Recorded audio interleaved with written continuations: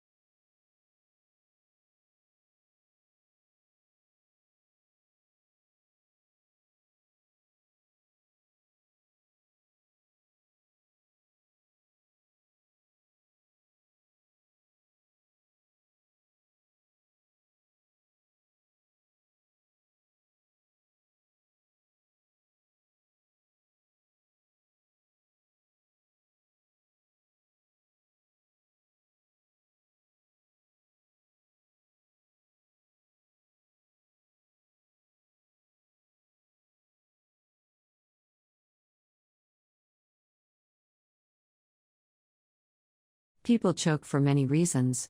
Choking under pressure is more than a flub. Choking happens when a person experiences a dramatic drop in his or her normal skill when under pressure. Choking results from a psychological event. Any situation that involves high pressure to succeed can cause choking. Whether you're giving the toast at a wedding or kicking that game-winning field goal, the importance of the event and the prospect of being judged by others can cause choking. Research shows that when activities require thinking, we're more prone to choke.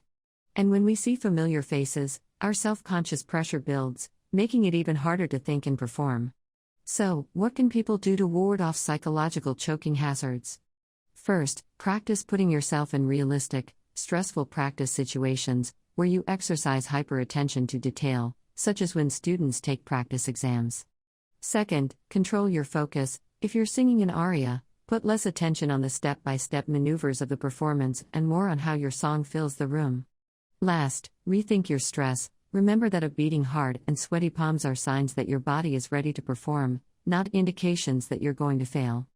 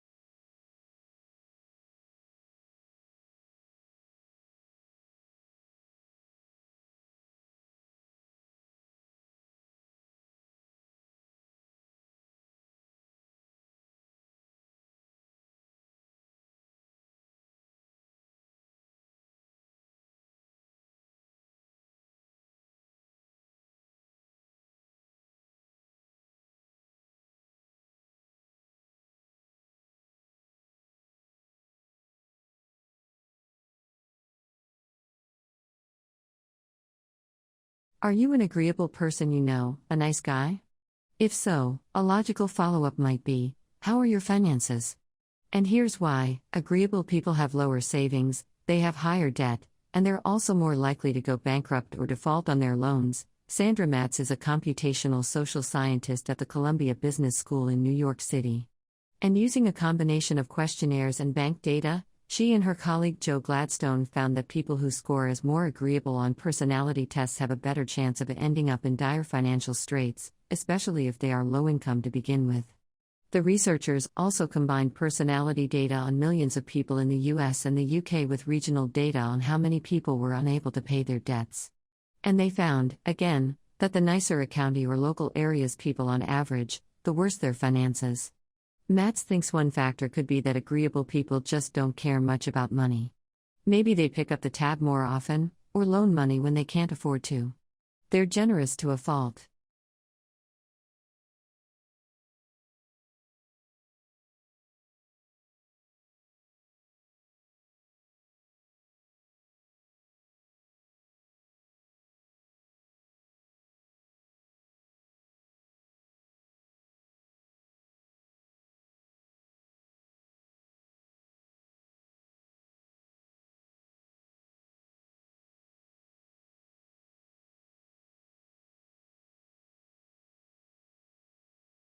Interesting sound.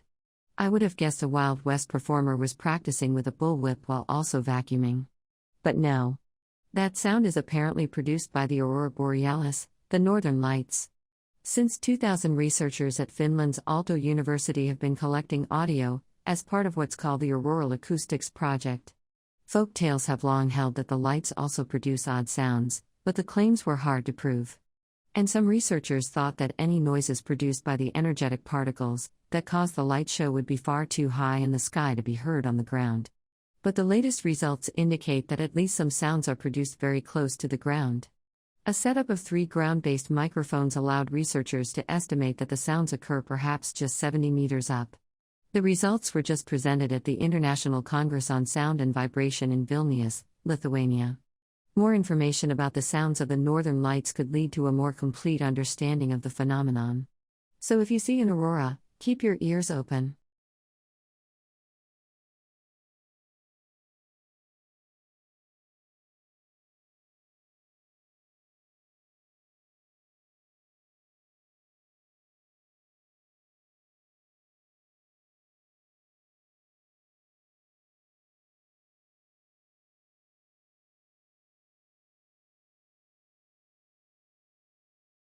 Have you ever wanted to turn down the volume at a deafening concert or noisy bar? Envy the whale. A new study finds that toothed whales can reduce their own auditory sensitivity when they expect a loud sound. The work is presented at this week's Acoustics 2012 meeting. Whales and dolphins rely on their responsive hearing to interpret returning echolocation clicks. Previous research suggested that these marine mammals could dull their hearing before uttering outgoing echolocation clicks, which are very loud. Could they use the same coping mechanism for external noises? To find out, researchers trained a false killer whale that a loud noise would always follow a brief warning signal. Then, they attached suction cup sensors to the outside of the whale's head and played the signal. The sensors measured brain waves that indicated the whale did reduce its hearing sensitivity in expectation of a clamor. The researchers hope to test other species as well. Loud noises from ships can disturb whales. To accommodate marine life, perhaps vessels could emit signals before making a ruckus, warning whales to tune us out.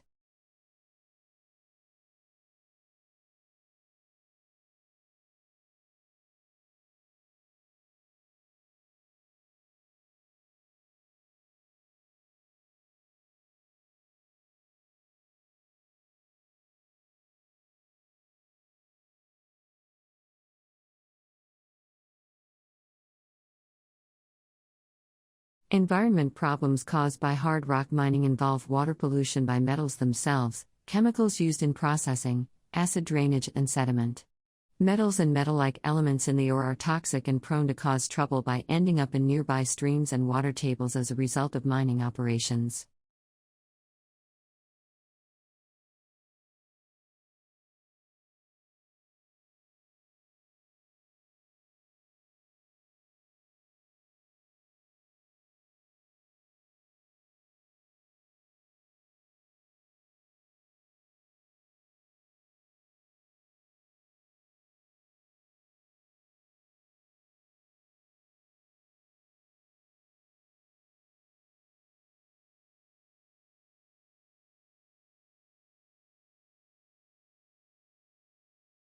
A hurricane is a massive storm system.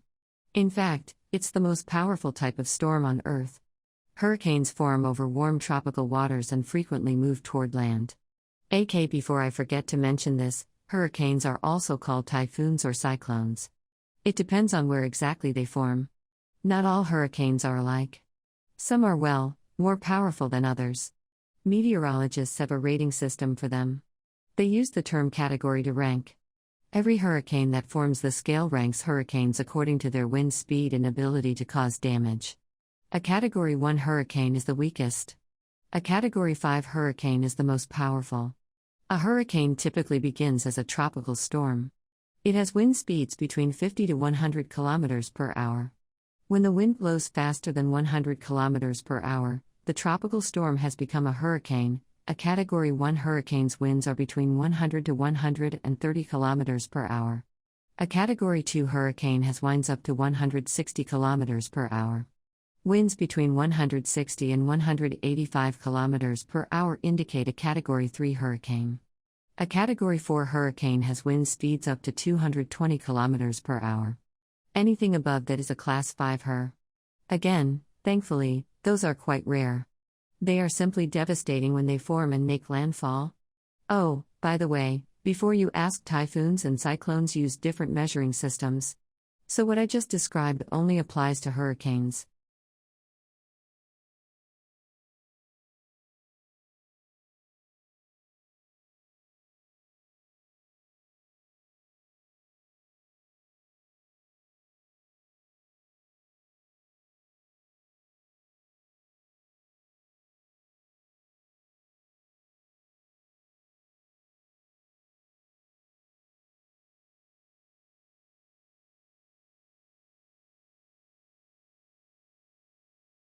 I hate the sight of blood. Looking at it makes me go all weak at the knees. I can't even look at my own blood. I don't know why. The thing I hate most is giving blood for a medical check. I fainted once after I saw my blood in a small bottle. If I have a nosebleed, I have to sit down for 30 minutes before I feel better. It's impossible for me to watch operations on TV. I wish I could donate blood to others. I can't. I know giving blood is really important, but I'm not brave enough. One thing about blood I do find interesting is blood types. I think your blood type can affect your personality. I know that in some countries, people with blood type A would not be a good romantic match for someone with blood type 0.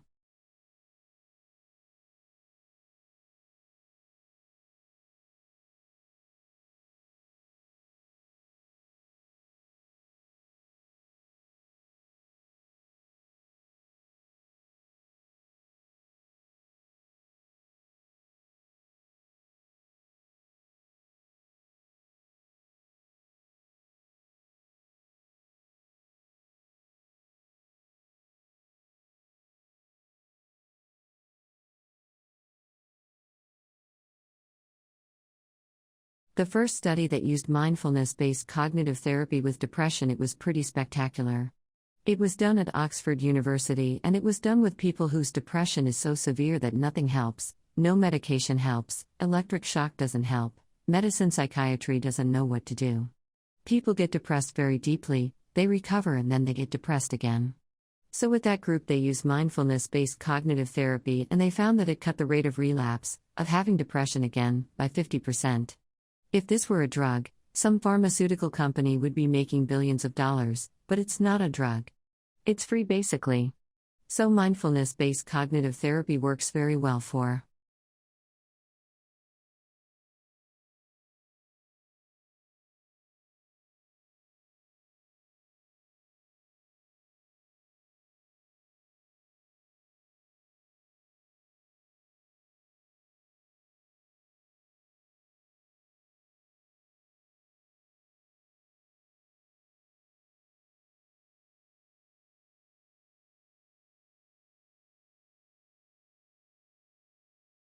It looked like rain.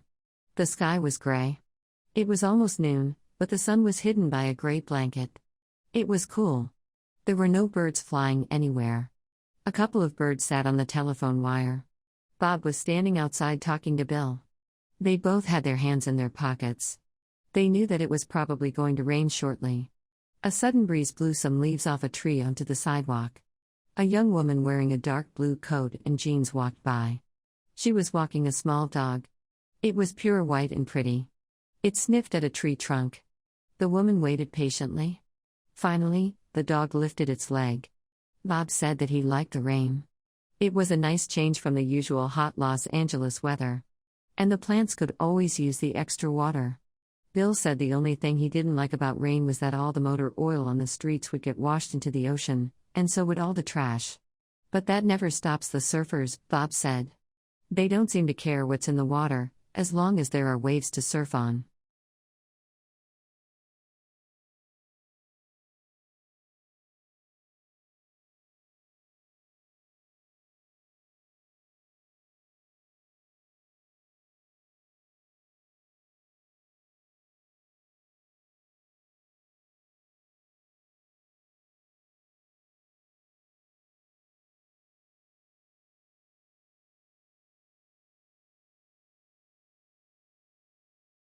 This story is not about space, exactly. But it is about rockets, the model kind, and the kids who may grow up to launch the real thing into space someday. A trio of teenage Texas model rocketeers beat out teams from France and the UK to claim top honors at this year's International Rocketry Competition. The U.S. team, from a 4-H club in Georgetown, Texas, won the June 21st fly-off at the Paris Air Show. They earned their spot in the international showdown by besting 99 other American teams. The contest required rocket kids to send a raw egg into the sky as close to 750 feet altitude as possible, in a flight lasting between 48 and 50 seconds, and bring the egg safely back to Earth.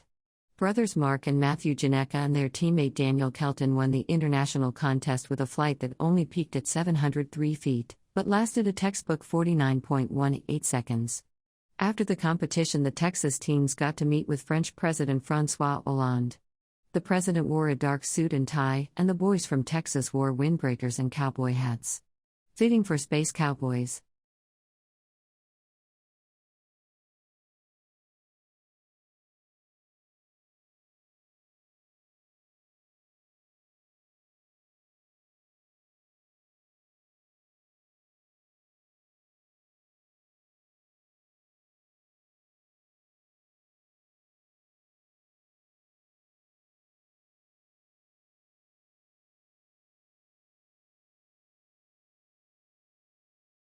Our skin tells us about our surroundings by detecting temperature, pressure, and other external conditions. If a pot handle is too hot to touch, we can feel this heat before burning our hand. Robots may someday have this protection too. A team of researchers at the University of California, Berkeley, has developed a large area sensor network integrated into a thin plastic film that acts like an electronic skin. They demonstrated the concept with an e-skin sample about the size of a postage stamp that lights up in the specific places it's touched. The work is in the journal Nature Materials. The harder the e-skin gets pressed, the brighter the light. The researchers envision that flesh and blood users could have an e-skin smart bandage that monitors wounds. A large sheet of the material covering the wall of a room could even operate like a display screen. And a robot with such a surface could more effectively interact with its environment. Of course, we don't want our robots to be too sensitive. Then they might balk at cleaning up nuclear waste or spending years at a time all alone on Mars.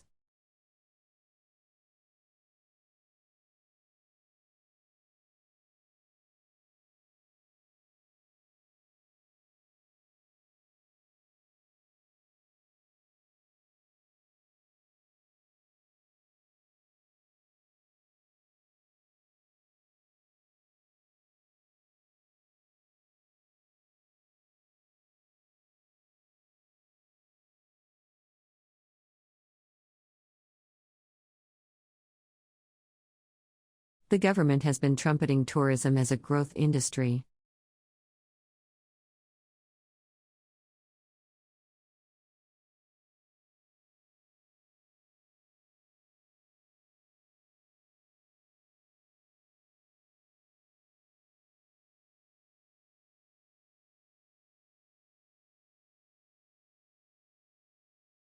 She was charged with credit card fraud.